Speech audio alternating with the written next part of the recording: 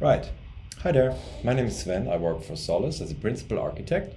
I work with our customers in the IoT space, um, building their IoT solutions and platforms.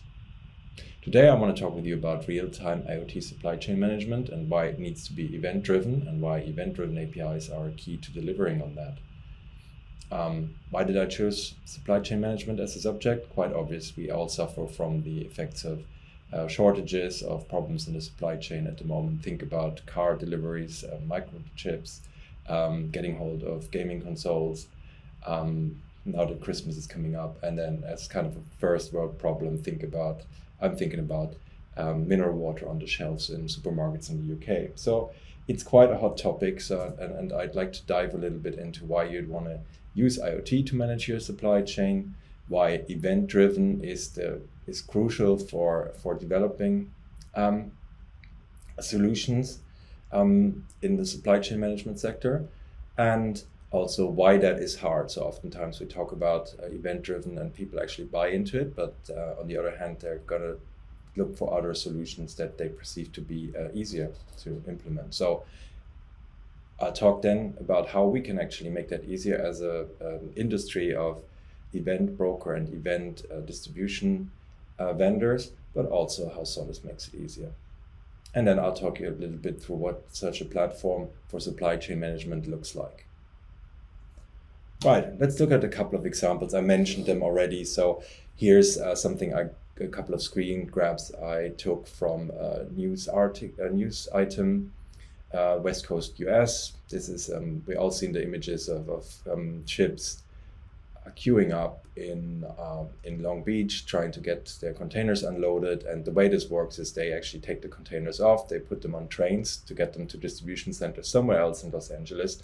And what you can see in this picture is they actually have a large theft problem, because while these trains are actually going through parts of Los Angeles and they can go quite slowly, people actually jump onto them, pry open container doors, and take out whatever is on those containers.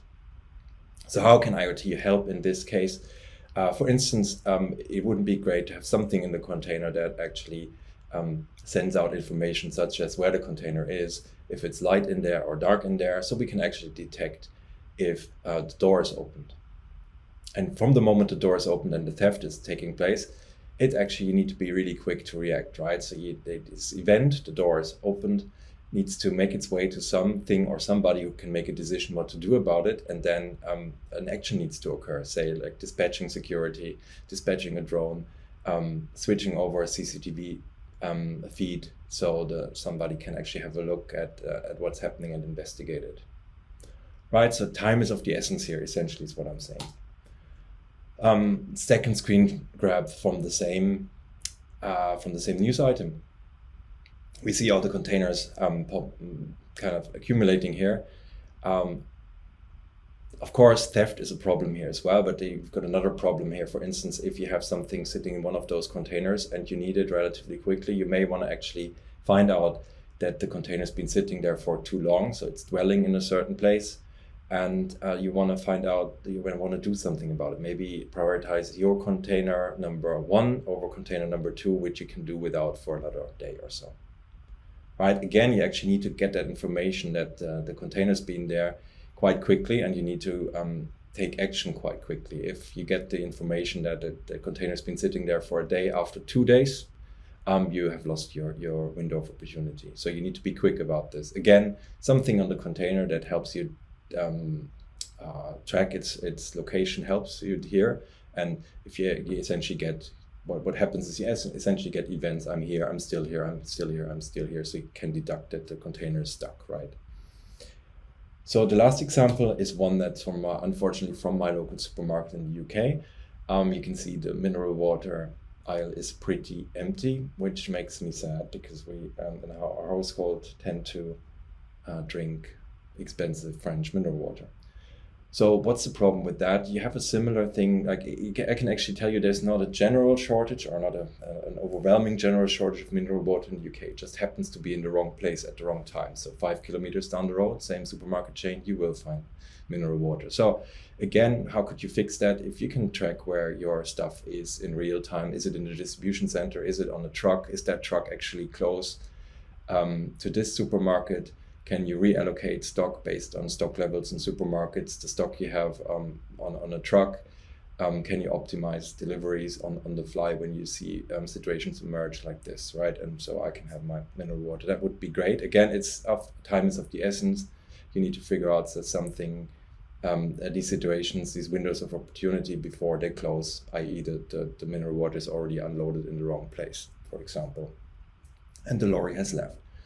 Right, so these are all examples that exactly point to this slide. So it's the value of data over time, right? And this is how Gartner kind of talks about event-driven.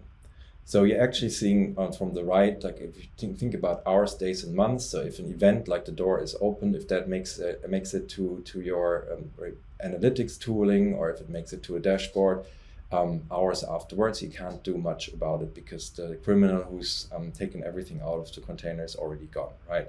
So you really want to be in these areas here in real time, seconds, maybe some minutes, to take preventive action, right? Reschedule where the water goes, send a drone to capture video footage, maybe actually already predict that trains will be running really slow through LA, giving people the opportunity to jump on trains. So you actually can take preventive action and dispatch security together with this train that will be moving really slowly. Right, so that's really what it's about. You actually need to think from, we need to move data around there's events occurring and we need to get them to the right people or the right analytics software in time, right? And also get the reaction back in time. If you send a drone 5 hours later, you won't capture the criminal as well, right? So it's all about event streams. And this is what we at Solus do. So there's examples of, we do this in Singapore with 1.5 million connected cars, tracking where they are, where they go, and so on. I'm not going to go into details. I'm just showing you some quick examples. Supply chain management, tracking containers going to and from. That's the kind of stuff we do at scale. Train monitoring in the US, hundreds of messages a day, hundreds of millions of messages actually per day. 100 would be a bit low. All this kind of stuff is what we do and do well. And these customer examples actually prove that event-driven is crucial. These customers decided they really need to be event-driven, and they need to do this with Solus.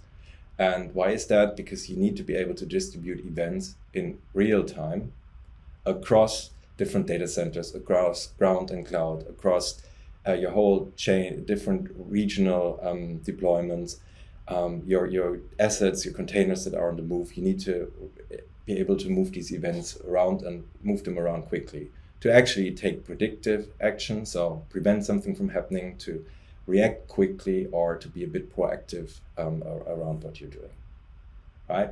So we have large customers buying into that, but oftentimes when we pitch this, it goes a little bit like this. So here's, I like this meme, it's a bit old, it's a bit lame, but I love it. So let's go through that. We typically kind of make the pitch that, yeah, you shouldn't do this with REST or even batch processing and move the data around really slowly. You need to be event-driven. And when you need to move data from one region to another, from ground to cloud, from devices into a cloud platform, into your data center, if you need to move events around, you actually need an event mesh that helps you to do all of that kind of stuff. So people nod along and then they go, but event-driven is hard.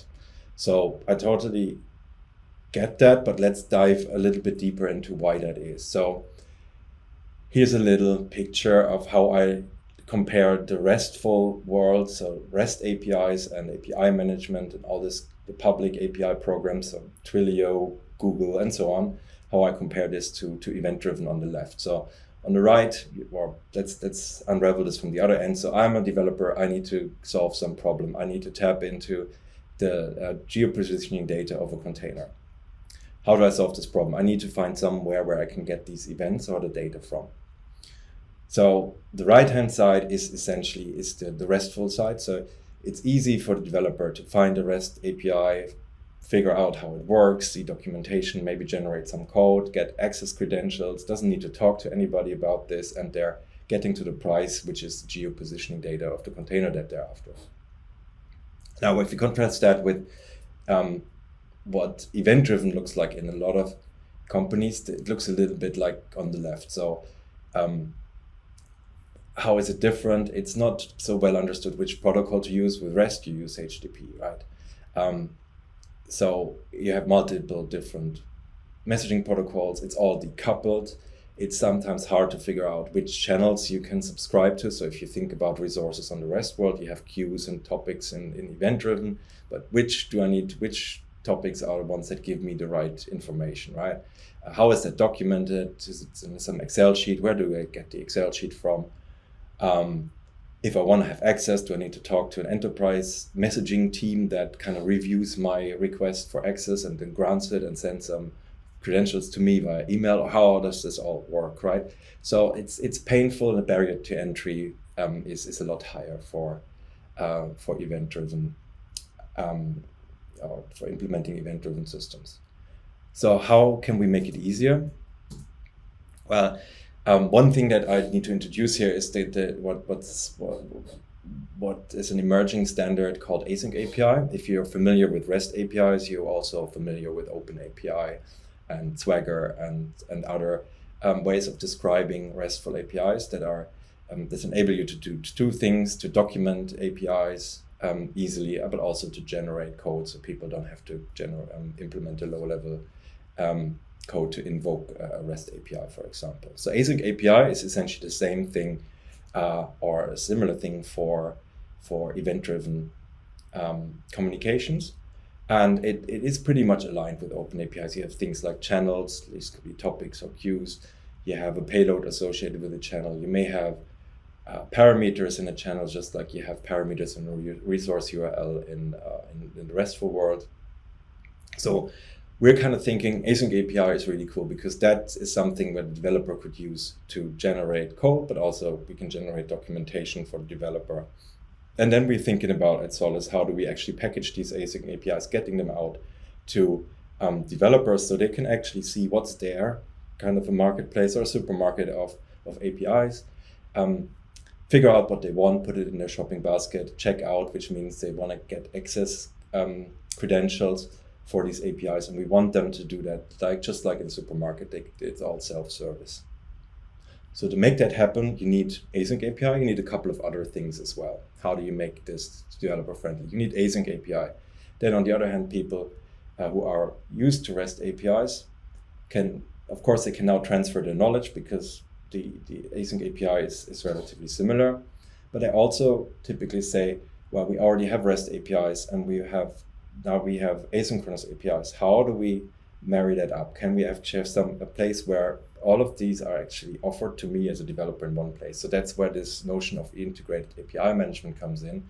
So you have one place where you get access to all the APIs you need, data addressed, maybe something like, if you think about a container, you want to look up who that container belongs to and what's in the container at the moment. So that's kind of a RESTful, something that's suitable for RESTful APIs, request response, it's data addressed, right? But on the other hand, you want to tap into the event stream of the light sensor that the device inside the container transmits. So that, of course, would be something where you use an event-driven API, and that should be seamless, right? So that's something that we enable.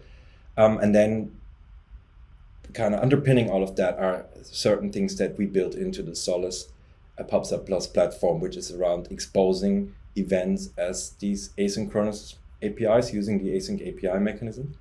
And also, oftentimes our customers have an existing estate, be it our brokers, be it Kafka or another competitor.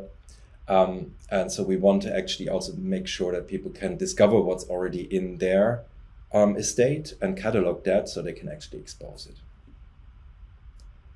Right, so now let's look at an example of what an event-driven supply chain management system can look like and how event-driven APIs help you to get more value out of that. So I've kind of sketched out the journey of these containers we've seen earlier on, being maybe shipped from China on different means of transport, trucks, boats, trains, and so on. So from somewhere in China to somewhere in the US, right? Crosses the Pacific. And if we now think that we put a sensor pack onto that container that emits things like light levels, temperature, geolocation, and so on, right? The sensor will essentially periodically emit events when something happens or just kind of periodically transmit sensor readings, and that's essentially our event stream that is generated this way. So there's hence all of these little envelopes here, right? So as the container travels from one end of the world to the other, all of these events start to trickle in, and we need to start making sense of these events. So the way I would think about designing a system that now uses event-driven approach to make sense of these events, right? I think about this as sort of a funnel where you have your raw telemetry, so all the events that come in from your sensor. You need to enrich that because, like, if you get a device ID and it's 5 degrees in the container, that in here it doesn't help you a lot. You need to know which container is it, where is it supposed to be, who does it belong to, what's in it, and so on to make decisions. So we could then enrich that telemetry and provide additional context. And then, of course, if you think about a light sensor, you need to think about how do we actually make sense of the light sensor. If you get 5 minutes of darkness and then all of a sudden it's light in the container, that means the door is open. So you need to define some sort of metrics, right? So then you need to take, I don't know, an event stream over a few minutes to figure out if that's the case, right? And then, of course, it doesn't really matter to you if the light goes on in your container when it's where it's supposed to be and supposed to be unloaded, for example, somewhere in the US. But if it's somewhere else, that will be a problem, say mid-sea or maybe in a port in South America or somewhere, you'd be more concerned about this event happening. So you need to turn the door has opened into a business event. Door is opened and it's not where it should have happened, right? And some of that may actually then be an alert. And you can see this is kind of like a funnel from you get loads of events, you get less events that define metrics, and then even less events that are business events or alerts that you want to react to. So we funnel these events, and each of these stages is kind of put together or strung together by an event-driven service. Something that kind of consumes all the events as they come in, the raw telemetry, looks up who the container belongs to and republishes it. So you have another event stream of enriched telemetry that you can then use to define derive your metrics from. So now we have essentially a system that's pretty powerful because you can add more services in between because you can consume an event more than one time. You can start to fan out and have multiple different consumers doing different things with the light sensor data to derive different metrics, for example. So you actually have a lot of valuable events going through your estate here, but it'll be super hard. And this is where the complication for developers come in. It's super hard to get to these events. And that's how we make it, where we want to make it easier with event-driven APIs. This is where we want to expose things as event-driven APIs. So from each of these event streams that go through, we can actually create, for each of these, we can create an API specification, an API documentation, and publish it. So internal developers, but also customers and partners can start consuming these events. So for instance, some partners may be interested in getting enriched telemetry data, consuming that maybe via MQTT, event-driven, and publish that data into data lake so they can do their own analytics on the data later on. Other partners would want to get access to the business events so they can actually take preventive or take some action to react to a certain business event, like the door is opened in this place, right? So do I need to send an email? Do I need to page somebody? Do I need to call the police automatically? I don't know what you want to do, but it's enabling that, getting easily to these events that have high value so you can actually build all the downstream processing that you need to do something with this information easily. Now we make that easier for developers. How does that actually look like in practice? I've taken a couple of screenshots from an integrated API management portal, so a developer portal that is part of WSO2, which is one of our partners of their offering. It's their standard API management solution, but what you can see here is you have different types of APIs. So the one that's highlighted here with the cursor is a web sub, an async API.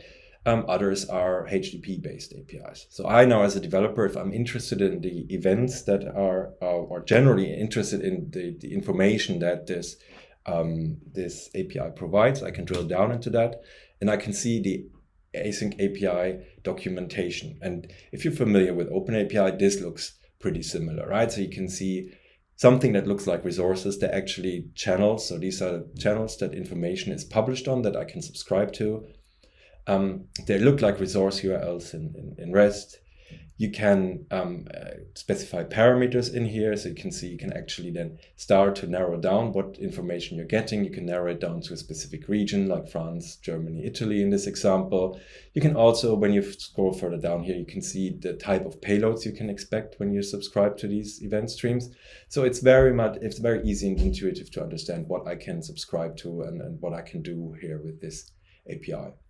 If I'm interested in that, I can click on subscriptions here, and I've shortcutted a little bit to the fact to a point where we actually already have an application, but you can create a subscription and then you get essentially an application that allows you access to the APIs. So I have an example of that. So once I've created a subscription, I get this application here, and the application now provides me with all the information. The application view provides me with all the information I need to connect to an event broker and be able to subscribe to information that I'm interested in. So we can see there's MQTT protocol supported here. There's other protocols that you could be using, as well as the Solus event broker supports a large number of different protocols. But let's stay with MQTT here. We know the protocol that we can use. We know the endpoint we can use. We have an idea of the topics that we could be subscribing to. And moreover, if we go into the sandbox keys, for example, we can actually see this is a place where we can get our API keys from, our credentials from, where we can generate an OAuth access token. And now we have all the information as a developer to actually connect to an event stream and consume events. And you can actually see that happening here. I've copied already some information over here, like the consumer key. I've created an access token, copied it in here. And then I connected, and of course I took also the endpoint information, and I connected to that MQTT server, added a couple of subscriptions, and you can see the information flows in pretty much immediately. So if I take you through that in the real developer portal, just like as in this presentation here, it takes the developer like 1 or 2 minutes to understand. Once they found an API they're interested in and they decided it is the right one, it takes them 1 or 2 minutes to actually get access to the API and verify they have the access and to see the first events flowing through so they understand what they can expect from the API. So hopefully, what I've demonstrated is that I've rightfully added this 5th panel to my meme here. So it's the same story again. Event-driven is hard, but hopefully I've shown you that anybody can use event APIs easily with the new additions of async API, the industry trends we have around integrated API management, and all of the components that Solus provides in the PubSub Plus platform to underpin that. So I talked you through why you should use IoT to manage your supply chain and why event-driven is really crucial, why it's perceived to be hard to build event-driven platforms, and how we are making it easier for you. And I've talked you through kind of an example of how an event-driven supply chain management solution looks like and how event-driven APIs help you then to expose valuable data to your partners, customers, or make it easier for internal developers to consume them. So if you want to know more about us, find out more about our products or about event-driven architecture and event-driven APIs, I've got 2 resources for you here. There's loads of videos on solus.com, also around our partnership with WSO2 if you want to know more about integrated API management. And there's also an event that we've hosted, the EDA Summit, which is a vendor independent industry forum that we've hosted this year for the first time. And you can see all the videos where people are discussing partners, customers, competitors, discuss event-driven architecture, how event-driven APIs will evolve, and so on. So that may be worthwhile checking out as well. So thanks for your time today. Appreciate